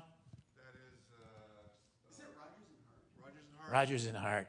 Richard Rogers. And I'll say once again, I know I said this before, Rogers and Hart, yes. Rogers and Hammerstein, no. Thank you. Controversial, I know. Didn't mean to rock you back on your heels with that one. But Hammerstein was no Hart. No. Okay. I'm doing these in random. I shuffled them, and here they are. So we're up to Lois Finnessy and daughter, Jessa Tripallen. Is that close? Okay. I have an autograph from... Okay, all right, I'll just go back there. This is a long card, so... Why should I read it when she can? She wrote it. I mean, what the heck? She's from Eau Claire now. Oh, we talked about Eau Claire quite a bit on this show. Because it's the only funny news seems to come from Eau Claire. Have you noticed that? Yeah, oh, can I get you to stand up a little bit, dear? If you don't mind. Hi, Lois. Hi. How are you? I'm good. I'm very happy to be here. Well, I'm happy that you're happy, and it's nice to see you. My daughter met you 15 years ago. You did? What were the circumstances? In a bar. Okay, and then what happened? Well, I sat down and I was listening to you talk to the bartender because I was by myself in the bar. And, yeah, that was before children. But anyway, I recognized your voice and said, well, are you Michael Feldman? And you said, of course, yes, I am. And I said, is there any way I can get your autograph? Yes. And you said, well, of course. And I said, well, it's for my mother. And you said, well, why is it that every time that a young lady sits down next to me and asks for my autograph, it tends to be for her mother? It's actually up to grandmother now. And It is. So we still have the autograph here. That's it, huh? Talk about hoarding. To, what does that say? To Lolly? Loey. Oh, to Loey. This is my very own bar napkin. Yours, Michael Feldman. We're back to the bar napkins. See, I'm telling you, I'm not lying even. Because usually I take those home. I treasure this because she thought of me while she was in a bar, so I knew she was making the right decision. Weird guy next to her. It was a good move. It was a very good move. That's why I've always kept it, because she thought of me in a different... And I bet I didn't even buy you a drink or offer, did I? You did. I did. What a guy to be many years ago. Nice to have you back here. Nice to see you. Okay, I'll get you another napkin before you go back. And what is it about Eau Claire being a funny place to live? It's just a really friendly, lovely place. And we make strange news. Yeah, it's good. It's good. You need a place like that. We do. Yeah. We have a confluence going on, two people that the arts are going to be a go-to place for Wisconsin. Yeah. Eau Claire is? Yes. Oh, I saw they got an art trailer.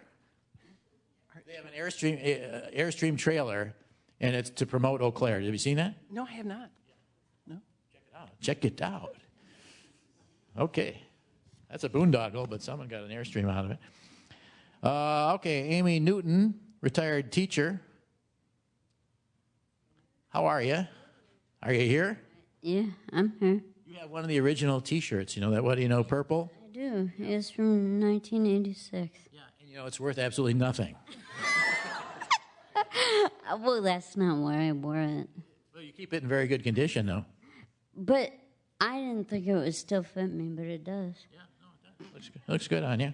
Retired teacher. What did you teach? Whatever. I did. I was a contract teacher for visually impaired kids, so I taught math and social studies and science and... Did you actually know all the things you were teaching, or did you make up a lot of stuff? No, I knew it because they were elementary kids. That much you knew, right? Yeah. She's a teacher, too, and so is my niece. Would you rather I talk to them about teaching? Well, I don't know. I kind of like talking to you. All right, the question here says, would you ever read for books on tape because your voice is so animated? Did you write that? Well, I didn't write it, but I... Did you utter those words? Yes. I think you have a good, pleasant reading voice. Yeah. I slur a lot, and I make a lot of mistakes, and I use wrong pronunciations. I'm known for it. They go through stuff first, and they say, I'm with you. And so if you say, oh, how do you pronounce this word? And they tell you. But you just have a pleasant, comical reading voice. Yeah, I would like to do like Shades of Grey or something like that. Because I think I got a good voice for that. Because I don't know about that. Oh, Reddit then, have we? Huh? Reddit? No. They told me the person that read it did a wonderful job, though. Oh, yeah, I could do a good job on that one. Put a little Feldman in there. 50 Shades of Feldman. I think it would be a much different book. Be a shorter book, I'll tell you that. There wouldn't there'd be 5 Shades of Feldman. Nice to meet you, though. Yeah, thanks. It's my birthday today. I'm 56.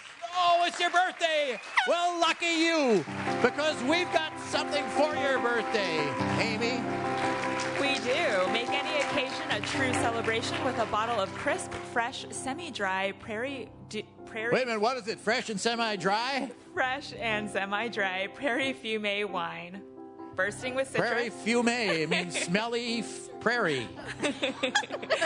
Bursting with citrus and tropical fruit Happy highlights birthday. from the Happy birthday, Wollersheim Winery. And many wishes and happy returns. We're going to, was that a horn I heard? Was that okay? That means that half is over or something. I don't know what that means. That horn goes off, but I'm supposed to do something. Time for a quiz again? It is. Oh, time flies. It seems like we just had a quiz. Ava, you want to do it again? Because no one else is volunteering. Come on, young man. Step right up over here. Because you are the future. You and Ava both. How are you? I'm good. I'm doing great. Yeah, what's your name? Joseph. Joseph. You spell it with an F or a PH? No, Y-O-S-E-F. Yosef. Yosef. Oh, Yosef. We call it Yosef or Yosala. Yeah, because I'm Jewish and I guess from Taurus, so that's what my parents call me. So you're Jewish and you're Yosef. You're Joseph. It would be Joseph, but if you're Jewish, it's Yosef. Yeah. Okay. Hey, Yosef. Yosala, how you doing? Great, I guess. And you going to school now or what? Yeah, I'm going to school. I'm in 6th grade. So. 5th grade? 6th. 6th grade? Yeah. Okay, I'm sorry. I didn't mean to insult you. All right, give me one good reason, Yosef, that you would like to play this quiz. Because every time I go to like BW3s with my dad and stuff, I do the trivia thing and it's so fun. Yeah. You're good at it. Okay. Let's do it then. Yosala, come on. Come on down here. Come on. Encouragement. Because we all need it. Have a seat there, Yosef.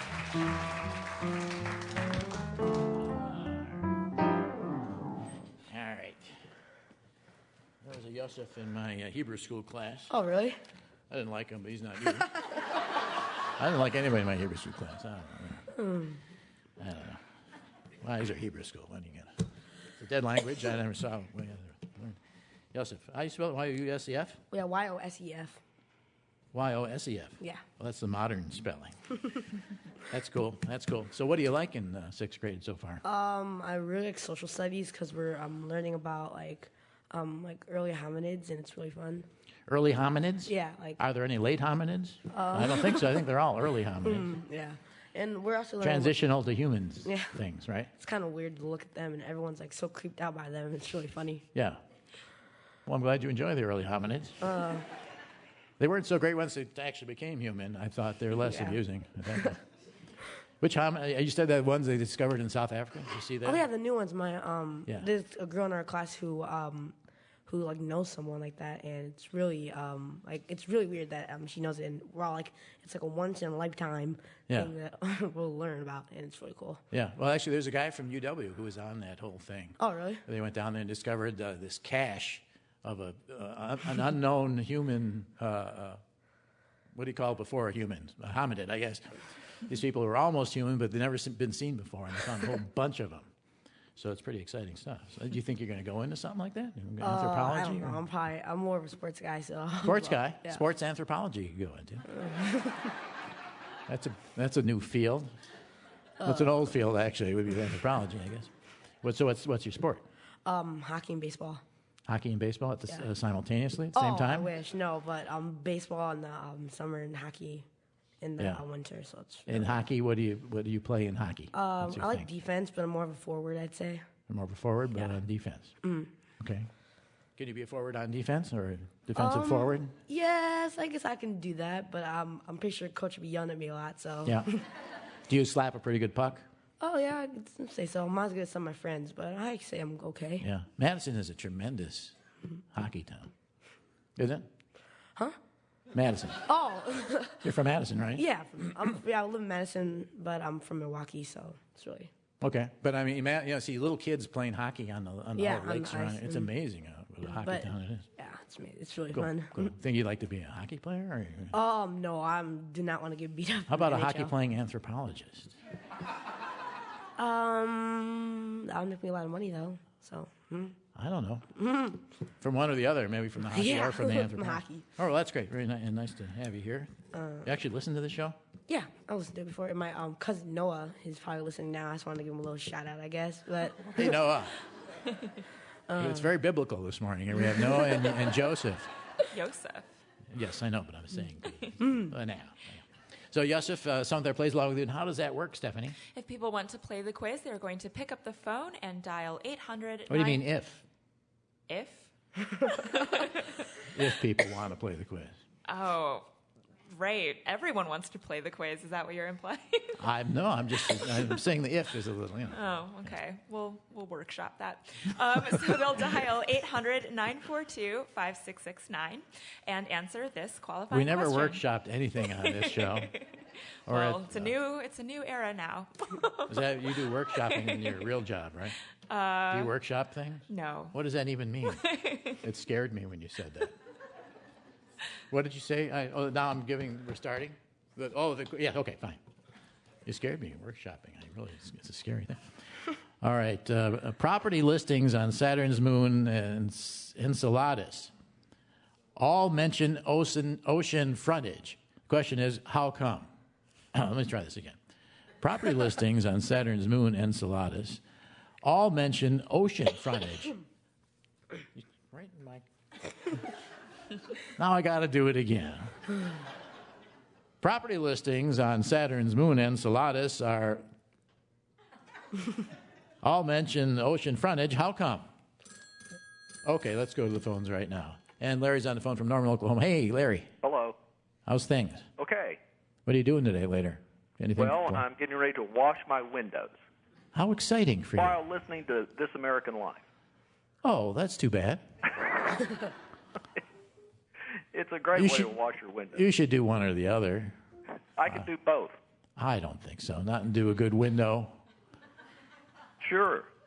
It's hard to concentrate when all that fascinating stuff is going on. Hey, Larry. Ira Glass is an inspiration. He is. And windows are glass as well. So it's a perfect confluence That's the idea. of two uses of glass. Exactly.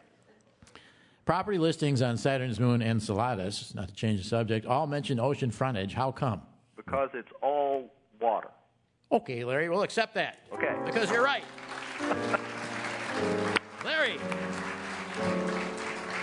Larry, what do you do out there at Norman when you're not washing windows? I work at the Gaylord College of Journalism and Mass Communications at the University of Oklahoma. God, the letterhead must run 2 pages. It does, alone. yeah. Unbelievable. And what do you do there exactly? I'm the advisor of graduate students. We have a Master of Arts, Master of Professional Writing, and Doctor of Philosophy degrees. So you want to get your MA, come on out. Not bad for a window washer. Really, Yeah. you've gotten very successful with that window washing. Larry, this is Yosef. Hi, Yosef. He's your pal here, and you work together, you collaborate, and he's probably, once again, about as smart as he's ever going to be in his life right That's now. great. I think At we've this age. How old are you? 11. 11 is it. The cutoff for smart. Not that you won't. You'll probably go on from there, but 11 is the age to be.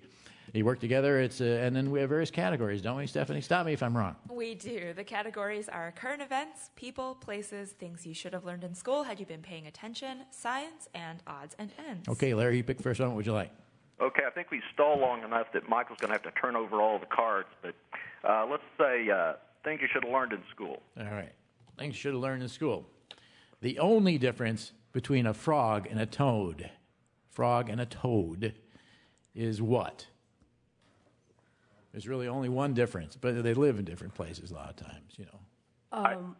So I think it's one of them is lives like mostly in water, and one of them mostly lives on land, but I'm not sure. But I mean physical difference. If I was holding up a frog in one hand and a toad in the other, what would be the only difference physically between them? I think frogs live in the water. No. You're missing. That's just what Toads Yosef live on land, said. so I'm going to guess it's webbed feet. What do you think, Joseph? Yeah, let's go with that. I don't know. Do they have web feet too? Do toads have web feet? Anyone know? No, they don't. Oh, I guess that's right then. Congratulations. Thanks, Larry. Frogs have teeth, is what I have here, but I don't even think that's true. They got a little ridge in there, but it's not really like human teeth. So I'll take your answer. That's good. That'd be. That's one right, and the remaining categories are current events, people, places, science, or odds and ends. Yes, Let's go with the current events. Current events right out of the news. Okay, when you come to a fork in the road, finish it. What is the end of that sentence? You're a sports fan, Joseph. You should know. Oh man. When you come to a fork in the road, Yogi Berra, who died at age 90 on September 22nd, the great Yogi Berra, You said, take it. Oh man. What's that? You take it. You take it. You come to a fork in the road, you take it. Thank you so much, Larry. I knew that. All right, that'd be. That's two right, and the Okay. remaining categories are people, places, science, or odds and ends. Okay, Lair. Odds and ends. Odds and ends. All right. Rotten coconut is the smell you get when you crush one of the following. Is it a ladybug, a house ant, or a cicada? Cicada? Or a house ant or a ladybug? Talk it over now with Larry. You don't have to take this alone. Come on. I'm gonna go with cicada, I guess. Or a house ant or a... Is that a house ant or a horse ant? I can't read my own writing. Okay, don't know if I Let's say an was ant. smash- Cicada, some ant, Maybe or a ant. ladybug. Ant? You thinking Yeah. ant now? Larry, What do you want to think wait? about the ant? You're thinking the house ant? Mhm. Or the horse ant? Ant, whatever. Yes, that's right. All right. The house ant. Smells like rotten coconut. Congratulations. Where's my bell? I just noticed my bell is right there. No, but I had a little one. Okay. Come on. Joseph, wild game, brats, red potatoes, and salmon will all taste better with a bottle of Mustard Girl Zesty Horseradish Mustard, made in Wisconsin and gluten-free from Mustard Girl. It's kosher for Passover, too. Larry, for the lyrics to Barney Google with the Googly Eyes and Unbridled Feldmanic Adventure Tales, you've won Michael Feldman's Something I Said, Innuendo, and Out the Other, including the CD My Life the Musical from Terrace Books. Awesome. After decades of listening. Both of you will have brain-teasing pleasure beyond the quiz with the Green Book of Crosswords, the Wonder Word Treasury number 38, and a year's membership in the Puzzle Society from Universal UClick. And before the 30-year anniversary mark, there was The First 25 Are the Hardest, a CD compilation of a quarter century of Whad'ya Know highlights with cover art by Nora Feldman. Congratulations to both of you. Thank you. That's it, my man. Thank you. Good luck in everything you do.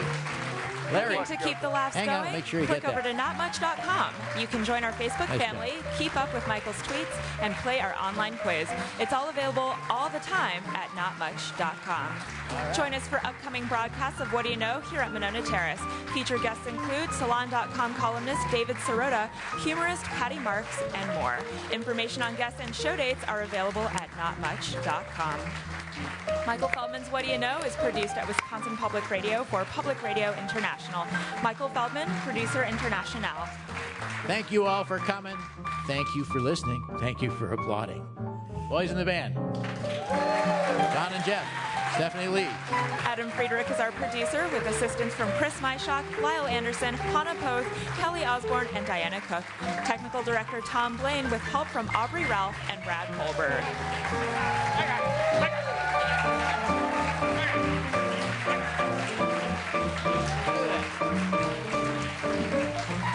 Boys in the band. Oh, they played their